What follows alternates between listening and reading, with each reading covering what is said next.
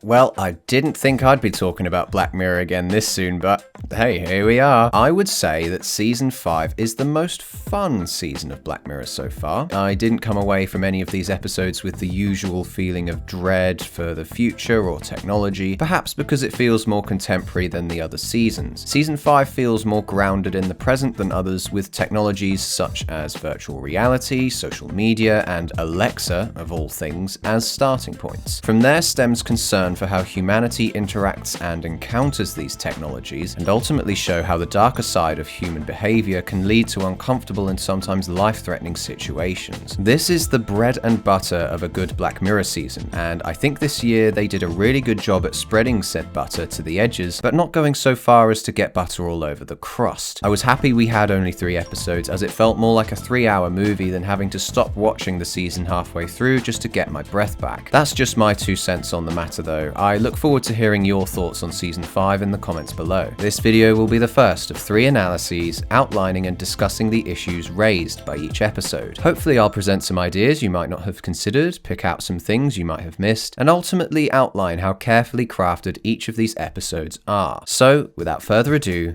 let's get on with the review. Striking Vipers starts off with an introduction to our 3 main characters when they were roommates at university. Danny and Theo are a couple already, but are acting at the bar as though this is their first time meeting because it turns her on. Danny gets the bartender to get them a drink, but before he gets the chance to make it, they just wander off onto the dance floor. We have a nice bit of call and response editing here though, as the song's lyrics pose a question to our characters. What do you do when you get into a club and the place is packed and jamming? And then we see the pair getting it on, exemplifying the passion they have for each other. There's some beautiful airy music heard in the scene afterwards too, signifying this to be a simpler time for Danny before he is burdened with responsibility and family life. This bliss is disrupted by the sound of the video game fading into the right speaker, which is fitting seeing how Danny will eventually have to pick between sleeping with his wife or his best friend. Carl foreshadows later events in the episode by firstly saying that Roxette is gonna f*** your head off, warning Danny of the sexual frustration to come. Secondly, Carl play humps his best bud before the screen cuts to black. Charlie Brooker stated in an interview with Entertainment Weekly that his own experience of playing Tekken in the 90s was an influence for this script, a time when he worried that his neighbours would think S&M was taking place in his flat due to all the orgasmic noises he and his friends would make whilst playing. We then jump 11 years into the future, on Danny's birthday, where we see him awkwardly making small talk with people at his house. We establish the change in the couple's life, wealth, family, security, but at a social cost. Danny reflexively offers Carl his hand to shake instead of showing his best friend some real affection, and after the party, Danny complains to Theo about the lack of conversation that takes place aside from baby talk and bargain boredom. Carl meanwhile shows his age on his date with a girl 10 years younger than him by comparing a bartender to a baseball player she doesn't know. What is ultimately set out here is that these 2 men have it really good. Both have gorgeous babes and luscious living standards, but are ultimately dissatisfied. Carl shows dismay at his girlfriend's dependence on her phone, and Danny is swamped by his status. This is best shown later in this shot here where he's at work, where he appears to be very small in the frame and completely surrounded by monitors. Theo has even taken the liberty to reserve sex for when she's most fertile, which I swear Black Mirror just stole from BoJack Horseman. This state-of-the-art bracelet tracks your cycle and also gives you up-to-date info on your ovulation. Plus, it's voiced by Harvey Fierstein.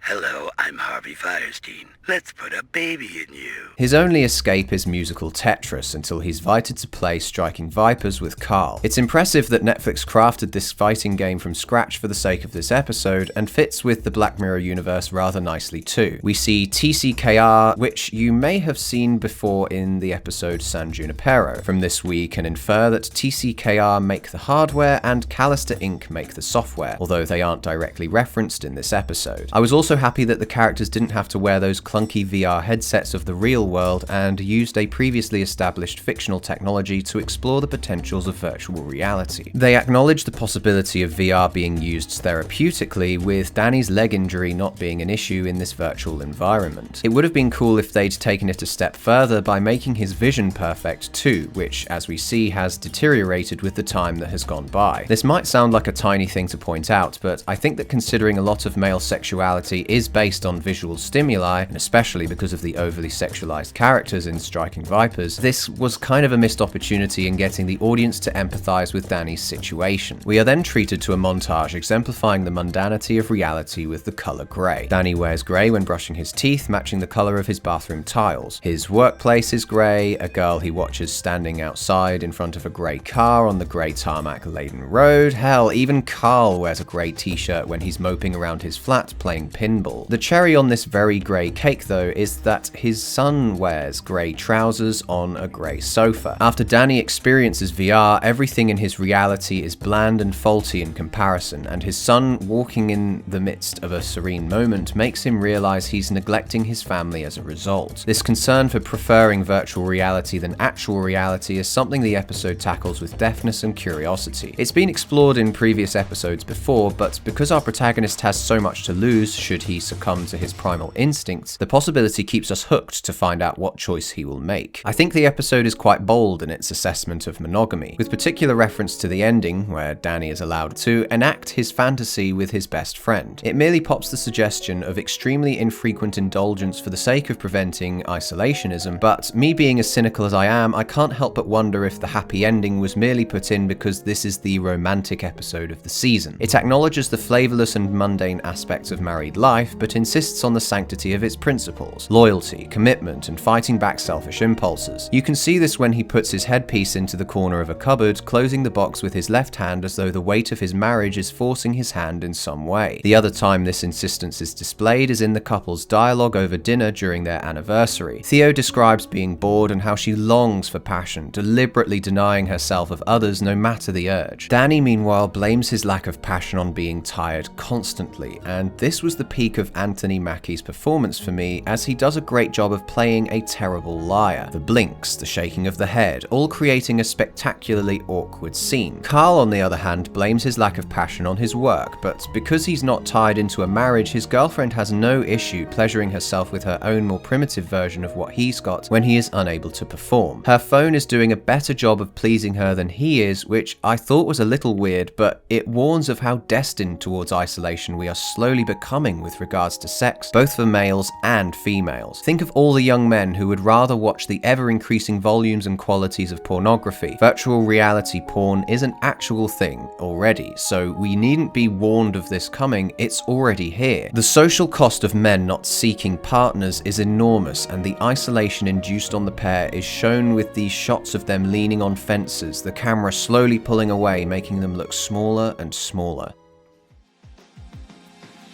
7 months later, and Theo is shown in grey clothing, pregnant. Likewise, Carl is also in grey. Both households have returned to mundanity. It is in the third act that the two men try to grapple with their sexuality. It is pretty hard to define what exactly it is they're attracted to other than the physical sensations, because from what I could tell, the pair are attracted to being and shagging these characters simultaneously. The camaraderie of men playing games together is sensational and raw, just like the passion of sex. This is the connection that Brooker aims to make from the men's experience, but this isn't something one can put into words very well, especially as these sensations are so new to human beings that have been so used to heteronormativity for most of their existence. The pair initially try to say that they're gay now, but of course the scene in the rain dismisses this notion entirely. Kiss! Kiss! Kiss! Kiss! Kiss!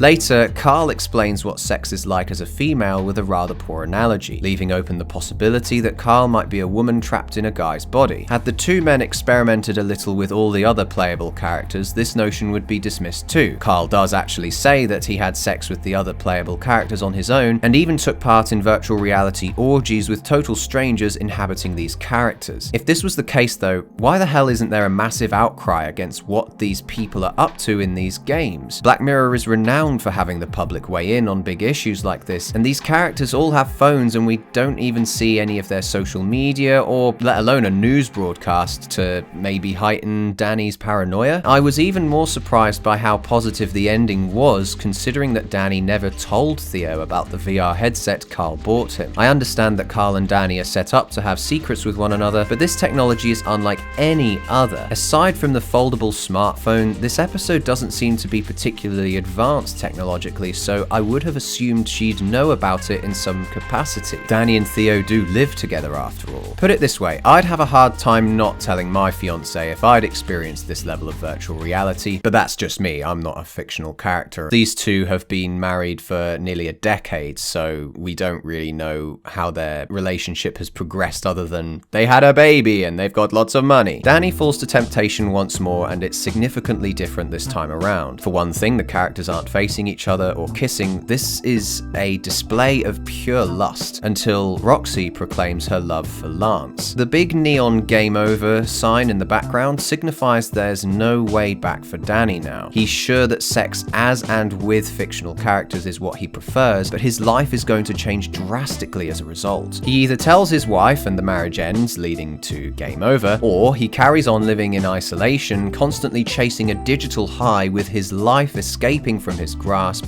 Game over. They then walk behind the sign and decide to meet in real life to sort this out once and for all. It's almost like they become Danny and Carl again in this moment, as the text is mirrored here, forcing Carl to reflect on what he just said, because it's here Danny realizes the truth needs to be established about whether he loves his best friend or not. What I think is most beautiful about this scene in the rain is how set in stone Carl is that he isn't attracted to Danny, but because of Mackie's brilliant performance of being a bad liar, I think his face kind of indicates the possibility that he feels the fireworks he set out to find. We will never truly know because of the previously discussed difficulty with describing said sensations. It's certainly fitting that the pair fight here, seeing as they fight in the game too, and that's kind of what started this whole thing, but then the police just kind of come out of nowhere and arrest them. I think I would have been happier had they just ended the episode as Danny opens his mouth to explain to his wife everything that he has experienced in the car. There's a really awesome touch to the sound design in this moment because the rain, the car, the music, all sounds slowly die down one at a time in this shot we see here. We as the audience lean in to hear what he has to say, but of course we aren't granted the satisfaction of seeing what he says or Theo's response, and had they left the aftermath a mystery, this would have given the use of the game over sign more meaning, but alas, we have to sit through another one of Danny's famous birthdays.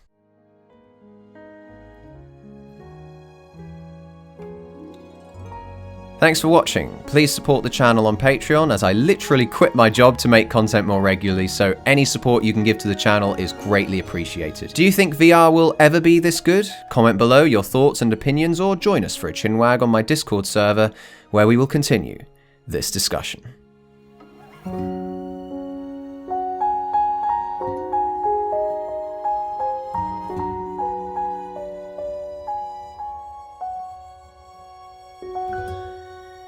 I have pins and needles in my face right now. What the hell is going on?